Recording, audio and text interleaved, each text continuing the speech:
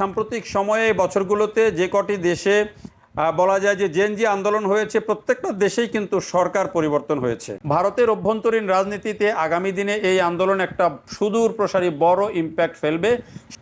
আসসালামু আলাইকুম প্রিয় বন্ধুরা, দেশীয় প্রবাসে যে যেখান থেকে দেখছেন প্রত্যেককে শুভেচ্ছা জানাচ্ছি। আমি সাইদুল ইসলাম। ভিডিওর শুরুতে যে ছবিটা, সেই ছবিটা দেখে নিশ্চয়ই বুঝতে পারছেন ভারতের যে নতুন যে সিজেপি ককরোচ জনতা পার্টি, সেই জনতা পার্টি লিখেছে হাম জিত গে। এই যে একটা ছবি এবং তাদের যে উচ্ছ্বাস, সেই উচ্ছ্বাসটাই বলে দেয় যে আসলে এই আন্দোলনে তারা জয়ী হয়েছে, সেটা তারা ভেতর থেকে ফিল করে। এখন অনেকেই এটি নিয়ে বিশ্লেষণ করছেন যে এটি কি ককরোচ জনতা পার্টির জয় হলো? তাদের কাছে এটা কোনো জয় না। যারা ভেবেছিলেন যে এই আন্দোলনের মোটিভ হচ্ছে মোদিকে ক্ষমতাচ্যুত করা, নরেন্দ্র মোদী ক্ষমতাচ্যুত হলেই বা বিজেপি ক্ষমতাচ্যুত হলেই এই ককরোচ পার্টির বিজয় হবে, অন্যথায় বিজয় হবে না।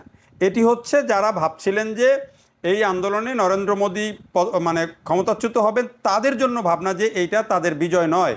অর্থাৎ এই যে ককরোচ জনতা পার্টি বা এই যে ভারতের জেনজি, এটা তাদের বিজয় নয়। কিন্তু তারা যেটি জানে যে তারা কি উদ্দেশ্য নিয়ে এই আন্দোলনটি করেছে, সেই কারণে এখানে এটাকে তারা বিজয় হিসাবে দেখছে। এবং তারা বলছে, অভিজিৎ দীপকে বলছে যে তারা বলেছিল যে তাদের কোনো মন্ত্রী পদত্যাগ করে না, কিন্তু আজকে তাদের মন্ত্রী পদত্যাগ করেছে। অভিজিৎ দীপকে বলছে যে এটি তাদের জন্য বিজয়। নরেন্দ্র মোদী এই যে এখন যে পরিস্থিতিতে পড়েছে, বা বিজেপি সরকার এখন যে পরিস্থিতিতে পড়েছে, এই ধরনের চ্যালেঞ্জের মুখে, মানে আন্দোলনের মুখে অনেকবার পড়েছে, কিন্তু কখনোই কোনো মন্ত্রী পদত্যাগ করে নাই। এবারে প্রথমবারের মতো একজন মন্ত্রীকে পদত্যাগ করতে বাধ্য হলেন। এবং এই আন্দোলনের ফলে শেষ পর্যন্ত আসলে কি নরেন্দ্র মোদী বিজয়ী হলেন না পরাজিত হলেন, সেই বিশ্লেষণ এখন দিনের পর দিন চলতে থাকবে। আপাতত সেটি হচ্ছে যে সিজেপি বা ককরোচ জনতা পার্টি বা তেলাপোকা পার্টি বলেছে যে আন্দোলন আপাতত বন্ধ। আপাতত মানে কি, আন্দোলন তারা শেষ করছেন। যদিও একটি কর্মসূচি তারা রেখেছেন, যারা এই যে আন্দোলনে যারা আহত হয়েছেন তাদের স্মরণে একটি কর্মসূচি রেখেছেন, সেটি হচ্ছে মোমবাতি প্রজ্বলন। তারা মোমবাতি মিছিল করবেন আগামীকাল রোববারে, এবং এর মধ্য দিয়ে এই যে আন্দোলন সেটি শেষ হবে।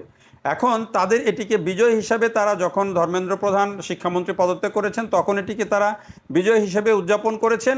আরও দুটি তাদের দাবি ছিল, সেই দুটি দাবির ব্যাপারে সরকার একেবারে পজিটিভ হয়েছে। বিধায় মানে ধর্মেন্দ্র প্রধানের পদত্যাগের ঘোষণার পরও কিন্তু সিজেপি কিন্তু আন্দোলন প্রত্যাহার করে নাই। তারপরে সরকারের সাথে কিন্তু দফায় দফায় বৈঠক হয়েছে। সেই বৈঠকে যখন সরকার প্রতিশ্রুতি দিয়েছে যে যারা আন্দোলন করেছে তাদের বিরুদ্ধে কোনো রকম আইনগত ব্যবস্থা নেওয়া হবে না। দ্বিতীয়ত হচ্ছে যে যারা ওই যে প্রশ্ন ফাঁসের ঘটনায় আত্মহত্যা করেছিল 20 জন, তাদেরকে পর্যাপ্ত ক্ষতিপূরণ দেওয়া হবে, এবং সেই ক্ষতিপূরণ সরকার কয়েকদিনের মধ্যে নির্ধারণ করবে। এই প্রতিশ্রুতি পাওয়ার পর তারা কিন্তু আন্দোলন প্রত্যাহার করেছে এবং এই আন্দোলন থেকে তারা সরে এসেছে। এটি হলো একটা দিক যে এই আন্দোলন শেষ হলো এবং এখন নরেন্দ্র মোদী সরকার টিকে গেল। এই কথাটাও কিন্তু আসছে যে নরেন্দ্র মোদী সরকার টিকে গেল। অর্থাৎ পৃথিবীতে এই যে সাম্প্রতিক সময়ে বছরগুলোতে যে কটি দেশে বলা যায় যে জেনজি আন্দোলন হয়েছে, প্রত্যেকটা দেশেই কিন্তু সরকার পরিবর্তন হয়েছে। এবং শুধুমাত্র ইরানের ব্যাপারটা ব্যতিক্রম, যেটি আমি আগেই বলেছি। ইরানে যেহেতু ইসলামী বিপ্লবী সরকার ছিল, সেখানে যখনই এই মানে মার্কিন যুক্তরাষ্ট্র, ইসরায়েল তাদের অপশন এক হিসাবে তারা যখন জেনজি প্রজন্মকে মাঠে নামালো আন্দোলনের জন্য আয়াতুল্লাহ খামেনি সরকারকে ফেলে দিতে, সেখানে কিন্তু আয়াতুল্লাহ খামেনি সরকার মারাত্মকভাবে তারা অ্যাকশনে গিয়েছে এবং সেই আন্দোলনকে তারা দাঁড়াতেই দেয়নি। তারপরে কিন্তু কি হয়েছে সেটি আমরা এখন বুঝতে পারছি। আর অন্যান্য দেশ যেগুলো, যেমন আমাদের দক্ষিণ এশিয়ার তিনটা দেশেই কিন্তু রেজিম চেঞ্জ হয়েছে, সরকারের পতন ঘটেছে, সরকার পরিবর্তন হয়েছে। তো এখন এটির কারণেই অনেকে ভাবছিলেন যে এটি হচ্ছে মানে শুধু ভাবনা না, এটি পুরো বিশ্বজুড়েই বিশ্লেষণ শুরু হয়েছিল, ভারত জুড়ে বিশ্লেষণ শুরু হয়েছিল যে এখানে ডিপ স্টেট অন্যান্য দেশের মতোই কাজ শুরু করেছে এবং ডিপ স্টেট নরেন্দ্র মোদী সরকারের পতন ঘটাবে। সেটি অনেকেই বলছিলেন, বিশেষ করে বাংলাদেশ থেকে যারা এর আগে হাসিনা সরকারের পতনের পর এইভাবেই পরিস্থিতি হবে, নরেন্দ্র মোদী সরকারের একইভাবে পতন ঘটবে, এটি বাংলাদেশের অনেকেই কিন্তু, অনেক বোদ্ধা ব্যক্তিরাও কিন্তু বলা বলি করছিলেন। তো এই কারণে যারা এই বিষয়টাতে এখন দেখলেন যে আন্দোলন যখন থেমে গেল এবং একটা সমাধান হয়ে গেল, তখন অনেকেই বলছেন যে এখানে এই যে নরেন্দ্র মোদী সরকার এখন টিকে গেল, মানে এই কথাটা তারা এখন ব্যবহার করছেন। তার মানে এইখানে ভিতরে অনেকের হয়তো ভাবনার মধ্যে ছিল যে এই আন্দোলনে নরেন্দ্র মোদী সরকারের পতনের টার্গেট আছে এবং নরেন্দ্র মোদী সরকারের পতন ঘটবে। আমি গতকালকেও ভিডিওতে বলেছিলাম যে অন্যান্য দেশগুলোতে যে শাসন ব্যবস্থা, যদি ভারতে যদি এই ধরনের আন্দোলনের মধ্য দিয়ে ডিপ স্টেট ক্ষমতা পরিবর্তন করতে পারে, যদি ক্ষমতা পরিবর্তন হয়ে যায়, তাহলে গণতন্ত্রের সংজ্ঞা বিশ্বে নতুন করে লিখতে হবে এবং আধুনিক রাষ্ট্রবিজ্ঞানের যে ধারণা সেটিকেও আবার নতুন করে অঙ্কন করতে হবে। কেন বলেছিলাম যে বিশ্বের সবচেয়ে বড় গণতান্ত্রিক দেশ ভারত, যেখানে 100 কোটি মানুষ ভোট দেওয়ার সুযোগ পান, 100 কোটি মানুষ সরাসরি ভোটাধিকার প্রয়োগ করার সুযোগ পান এবং যেখানে দুটো স্তর আছে শাসন ব্যবস্থার, যেখানে প্রত্যেকটা রাজ্যে আলাদা আলাদা সরকার আছে এবং কেন্দ্রীয় সরকার আছে। তো এইখানে যদি এইরকম একটা সরকার আন্দোলন করে ফেলে দিতে হয় বা যদি পড়ে যায়, তাহলে কিন্তু এটি অনেক কিছুর মিন করে। আধুনিক পৃথিবীতে এত বড় একটা গণতান্ত্রিক দেশের যদি ডিপ স্টেটের মাধ্যমে ক্ষমতা চেঞ্জ হয়ে যায় বা সরকার ফেলে দেওয়া যায়, তাহলে কিন্তু দুনিয়ার যে কোনো বড় শক্তির ক্ষেত্রেই কিন্তু এটি প্রযোজ্য হয়ে যাওয়ার সম্ভাবনা থাকে। তো এই কারণে বলছি যে এটি সব জায়গায় আসলে ডিপ স্টেট একসাথে বা মানে ডিপ স্টেট যদি থাকেও সেটি কিন্তু সব জায়গায় সমানভাবে সব জায়গায় সেই ক্ষমতা প্রয়োগ করতে পারে না।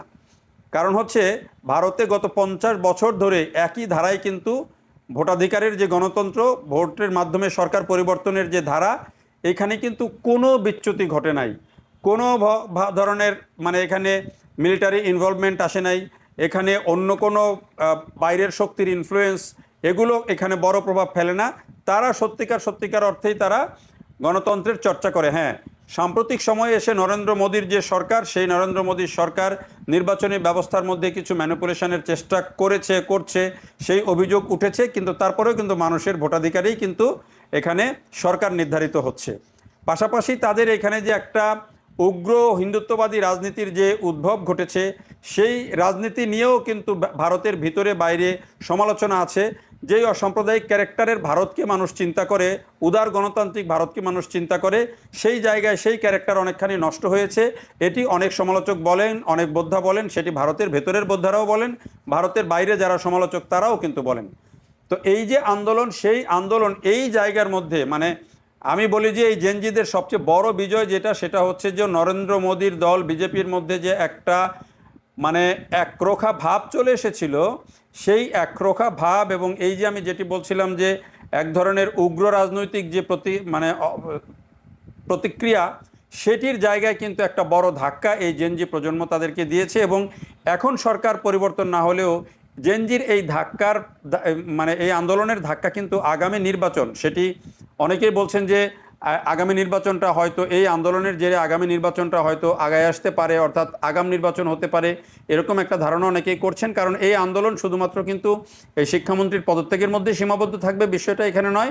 ভারতের অভ্যন্তরীণ রাজনীতিতে আগামী দিনে এই আন্দোলন একটা সুদূর প্রসারী বড় ইম্প্যাক্ট ফেলবে, সেটি নিয়ে কোনো সন্দেহ নেই। এবং সে কারণেই অনেকে এখন বলছেন যে হয়তো ভারতে আগাম নির্বাচন হতে পারে। যদি হয় কিংবা যদি নির্দিষ্ট সময়েও নির্বাচন হয়, এই আন্দোলনের একটা বড় প্রভাব আগামী নির্বাচনে পড়বে এবং বিজেপি যেই এককভাবে চিন্তা করে আগামী দিনের, সেই চিন্তায় কিন্তু একটা বড় ধাক্কা লেগেছে এবং আগামী নির্বাচনে এই আন্দোলন কিন্তু ফলাফল নির্ধারণেও একটা বড় প্রভাব ফেলতে পারে। কারণ এটি তরুণ প্রজন্মের মননে এবং তাদের মনোজগতে কিন্তু একটা বড় পরিবর্তন সূচনা করেছে, একটা ধাক্কা দিয়েছে, সেটির প্রভাব অবশ্যই আগামী নির্বাচনে পড়বে, যেটি ভারতের বুদ্ধিজীবী বোদ্ধারাও বলছেন, বিশ্বের অন্যান্য বিশ্লেষণেও কিন্তু বিভিন্ন গণমাধ্যমের বিশ্লেষণেও কিন্তু সেটি উঠে আসছে। দেখার জন্য সবাইকে অনেক ধন্যবাদ।